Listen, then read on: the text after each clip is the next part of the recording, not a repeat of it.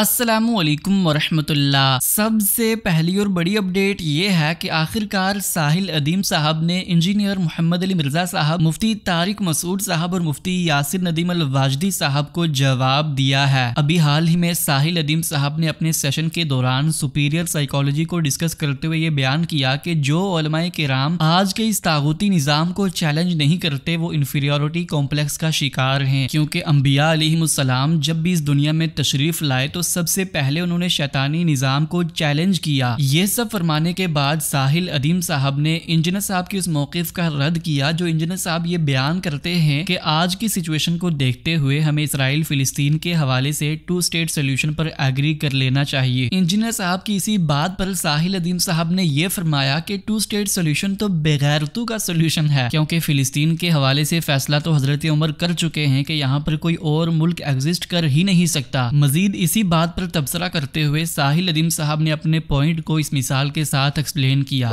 میرے گھر میں 4 بیٹیاں اور 5 بیٹے ہیں، مثال کے طور پہ ایک بیٹی یا 3 بیٹیوں کو لے کے چلا جائے اور میں کہوں سر بات سنیں، پریگمیٹزم کا تقاضا یہ ہے، وہ ذرا بڑا ڈاکو ہے، ٹھیک ہے، خیر ہے وہ تمہاری بیٹیاں لے گیا تو باقی کے بچے جو بچ گئے نا، یہ پریگمیٹک سولوشن یہی ہے کہ تم ان کی فکر کرو بس۔ وہ لے کر جو طاقتور آدمی ہے اٹھا کے میرے بچے لے جائے، بچیاں لے جائے، مار بھی دے، لے کے جائے مار ہی دے، اور میں کو باقی کے بچے بچ گئے، مسئلہ ہے کیوں؟ کیونکہ میں غریب ہوں سر آپ غریب نہیں، آپ بے غیرت ہیں اگر آپ اس کو صحیح سمجھ رہے ہیں۔ غریب اور بے غیرت میں فرق ہوتا ہے سر، بڑے بڑے باغ غیرت غریب ہوتے ہیں، آپ کمزور نہیں ہیں۔ سوری بے غیرت پاکستان میں گالی ہوگی، آپ کہتے ہیں نا وہ جاہل نہ بولتے، کم علم بولتے تھے، سر آپ کم غیرت ہیں، کم غیرت ہیں۔ یہ جو 2 اسٹیٹ سولوشن ہے نا، یہ بے غیرتوں کا سولوشن ہے، بے غیرتوں کا، کہ ہماری بچیاں مار دیں، خیر ہے جو بچ گئے ہیں بڑی بات ہے، انہوں نے چھوڑ دی، ہمارا ان کا احسان ہے کہ انہوں نے باقی کے بچے چھوڑ دیے، ہم اسی پہ اکتفا کریں گے۔ جب دل چاہتا ہے کہ بچے مار دیں، ہمارے گھر پہ آئے، ہمارے گھر پہ قابض ہو گئے، ہمارے بچے مار دیے، اور جو بچ گئے ہاں خیر ہے، گھر بھی گیا بچے بھی گئے، جو بچ گئے ہیں یہ مصلحت ہے ہماری۔ بے شرمی کی بھی کوئی لیول ہوتا ہے۔ اس کے بعد ساحل ادیم صاحب نے انجینئر صاحب کی اس سٹیٹمنٹ پر بھی تبصرہ کیا جو انجینئر صاحب نے یہ فرمایا تھا کہ ڈاکٹر اقبال کی جو باتیں صحیح ہیں ہمیں صرف انہی کو لینا چاہیے۔ تو اس پر ساحل ادیم صاحب نے ان کو یہ جواب دیا جس کا مفہوم یہ تھا کہ آپ علامہ اقبال کی انہی باتوں کو لیتے ہیں جو آپ کی انفیریورٹی کمپلیکس میں فٹ ان بیٹھتی ہیں۔ اقبال کو سیریس نہ لیا کریں، جو باتیں صحیح تھیں بس وہ سیریس لیا کریں۔ کون بتائے گا محمد علی صاحب کہ کون سی صحیح باتیں تھیں؟ آپ بتائیں گے یا ڈاکٹر صاحب خود بتائیں گے؟ کون بتائے گا؟ ہمیں بھی پتہ چلے ڈاکٹر اقبال کو سیریس لے لیتے ہیں آپ کے کہنے پہ، کون سی بات صحیح ہے ان کی جو ہم سیریس لیں، کون سی بات نہیں صحیح، جو آپ کے سائیکالوجی میں فٹ آتی ہے، انفیریئر سائیکالوجی میں وہ صحیح ہے۔ رومانوی شاعری سارے جہاں سے اچھا ہندوستان ہمارا، وہ ٹھیک ہے، وہ لے لیں، مفتی صاحب کو دے دیتے ہیں، یاسر صاحب کو، ان کو یہ ٹھیک لگے گی بات۔ اور یہ والی بات غلط ہے کہ یاسر صاحب آپ کے لیے بھی گزارش ہے کہ ملا کو جو ہے ہند میں سجدے کی اجازت، ناداں یہ سمجھتا ہے کہ اسلام ہے آزاد۔ تو یہ بات صرف اس کو صحیح لگ سکتی ہے محمد علی صاحب جو سائیکولوجیکلی سپیریئر ہو، ٹھیک ہے، جو اللہ سے ڈائریکٹ لیتا ہو، جو اپنے نبی صلی اللہ علیہ وسلم کی بات اپنے اور اپنے نبی صلی اللہ علیہ وسلم کے بیچ میں کسی اور کی ہیرارکی نہ مانتا ہو۔ سمجھ رہے ہیں؟ یہ بات مجھے صحیح لگتی ہے، میں لے لوں، آپ نے کہا ہے صحیح جو لگتی ہے وہ لے لیں ڈاکٹر صاحب کی بات۔ نیکسٹ اپڈیٹ یہ ہے کہ ساحل ادیم صاحب نے اسی سیشن کے دوران مفتی طارق مسعود صاحب کے حوالے سے یہ بیان کیا کہ مفتی صاحب جو یہ بیان کرتے ہیں کہ ہمیں ہر حال میں اپنے حکمران کی اطاعت کرنی ہے چاہے ہم پر حبشی غلام ہی مسلط کیوں نہ کر دیا جائے، تو مفتی صاحب اس روایت کا آخری حصہ کیوں نہیں پڑھتے جس میں نبی علیہ السلام نے یہ بھی بیان کیا ہے کہ اس حکمران کی اطاعت تب تک ہی کی جائے گی جب تک وہ اللہ پاک کی کتاب کے مطابق فیصلہ کرے۔ اب مفتی صاحب کی طرف آئے کراچی میں کہ ایک غلام اگر آپ پہ نافذ کر دیا جائے، غلام کا مطلب ہے کہ حبشی، اس کیس میں انہوں نے کہا حبشی غلام بھی آپ پہ، اور وہ ظالم ہو تو تم نے اس کی تباہ کرنی ہے۔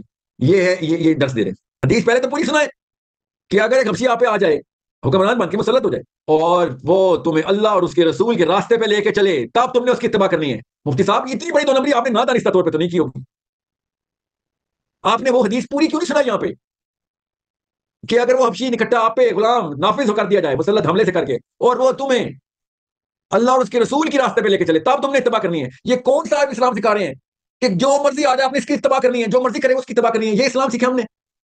آپ کس سے ڈرے ہوئے مجھے بھی بتا دیں۔ نیکسٹ اپڈیٹ یہ ہے کہ آخرکار انجینئر صاحب نے جاوید احمد غامدی صاحب کو غدیر خم کی روایت پر جواب دیا ہے۔ انجینئر صاحب نے یہ فرمایا کہ جاوید احمد غامدی صاحب نے غدیر خم کی روایت کے اندر تحریف کی ہے اور انہیں غدیر خم سے نکال ہی دیا۔ غامدی صاحب نے کہا غدیر خم پہ جو اہل بیت ہے، یہاں مراد بیویاں ہیں، وہ پنجتن پاک نہیں ہے۔ ہم کہہ رہے ہیں پنجتن پاک ہے، اور بیویوں کو بھی عملی طور پہ آپ شامل وہاں پہ کرنا چاہیں تو کر سکتے ہیں، ان کے الگ سے فضائل موجود ہیں۔ لیکن اتنی دیدہ دلیری کہ حدیث کی تعریف کر دی، آدھی حدیث بیان کی، اور پھر کہتے ہیں کہ جی یہ میرا قرآن سے فہم ہے، میں زید ابن ارقم کے فہم کے ساتھ ایگری نہیں کرتا. بھائی زید ابن ارقم نے غدیر خون کی حدیث نبی علیہ السلام سے سنی تھی اور تم لوگوں نے ناصبیوں سے حدیثیں سنی ہوئی ہیں, یہ فرق ہے. راوی کے فہم سے ہم ایگری نہیں کرتے, اور راوی نہیں بھی وہ صحابی ہے جس نے حدیث خود حضور سے سنی ہوئی ہے. تو بہتر یہ یار حدیث آپ کی فیلڈ ہی نہیں, آپ حدیثوں کا انکار کیا کریں. جب آپ حدیث کو مان لیں گے تو پھر پھنس جائیں گے. آپ چونکہ حدیث غدیر خون کی مان چکے ہیں, لہذا وہ پوری حدیث ماننی ہوگی. علماء یہود والا کام نہیں کرنا. افتؤمنون ببعض الکتاب وتکفرون ببعض. سمجھ رہے ہیں نا میری بات؟ ہاں, بات تو صحیح کی ہے, بات تو صحیح ہے. اپنی اسی ویڈیو میں انجینئر صاحب نے مفتی کامران شہزاد صاحب کے حوالے سے یہ بیان کیا کہ وہ جاوید احمد غامدی صاحب سے متاثر ہیں کیونکہ انہوں نے امام نووی کی شرح کو مکمل نہیں پڑھا, جہاں پر امام نووی نے اہل بیت کی دونوں ٹائپس کو ایکسپلین کیا ہے. ایک جو مفتی کراچی کا جو غامدی صاحب سے متاثر ہے, یہ وہ دوسرے والے نہیں ہیں, میاں والے مفتی کی بات نہیں کر رہا, ایک اور مفتی کی, نان میاں مفتی ہیں وہ. اس نے کہا کہ جی یہ تطبیق ہی نہیں بنتی, اس لیے امام نووی کے آپ فہم کو مان رہے ہیں کہ وہ فضائل علی لکھ رہے ہیں, تو امام نووی شرح بھی لکھ رہے ہیں. شرح پوری پڑھنا, شرح میں وہ انکار نہیں کر رہے, شرح میں وہ کہہ رہے ہیں کہ دو ٹائپس ہیں اہل بیت کی, انہوں نے تو انکار کیا ہی نہیں ہے. نیکسٹ اپڈیٹ یہ ہے کہ ریسنٹلی ڈاکٹر خالد ظہیر صاحب نے انجینئر صاحب سے یہ گزارش کی کہ وہ اپنی گفتگو میں کچھ نرمی پیدا کریں اور انسانوں اور مسلمانوں کے بارے میں تبصرہ کرتے ہوئے ان کے احترام کو ملحوظ رکھا کریں, کیونکہ آپ کو بہت سے نوجوان سنتے ہیں. اللہ تعالیٰ انجینئر صاحب کو مزید ترقی دے اور دین کی خدمت کرنے کی توفیق دے. میں ان کو ہمیشہ یہ کہتا رہا ہوں, پہلے بھی اور اب بھی گزارش کروں گا کہ وہ اپنی گفتگو میں کچھ نرمی پیدا کریں. دوسرے انسانوں اور مسلمانوں کے بارے میں تبصرہ کرتے ہوئے ذرا ان کے احترام کو ملحوظ رکھا کریں. غلطی ہر ایک سے ہوتی ہے. غلطی کی اصلاح کا طریقہ میرے خیال میں یہ ہے کہ ہم دلیل کے ذریعے سے بات کو بیان کریں, اور چاہے بات کتنی ہی غلط کیوں نہ ہو, ہم کسی کے بارے میں کوئی سخت لب و لہجہ اختیار نہ کریں, اس لیے کہ نوجوان آپ سے متاثر ہیں, وہ بھی اگر یہ رویہ اختیار کریں گے تو پھر ہمارے معاشرے میں بہت زیادہ ایک دوسرے کے ساتھ ٹینشن ہوگی, جو ہم نہیں چاہتے کہ ہمارے معاشرے میں ہو. یہ تھی آج کی ساری اپڈیٹس. ملتے ہیں اسی طرح کی اپڈیٹس کے ساتھ, تب تک کے لیے اللہ حافظ. السلام علیکم ورحمۃ اللہ.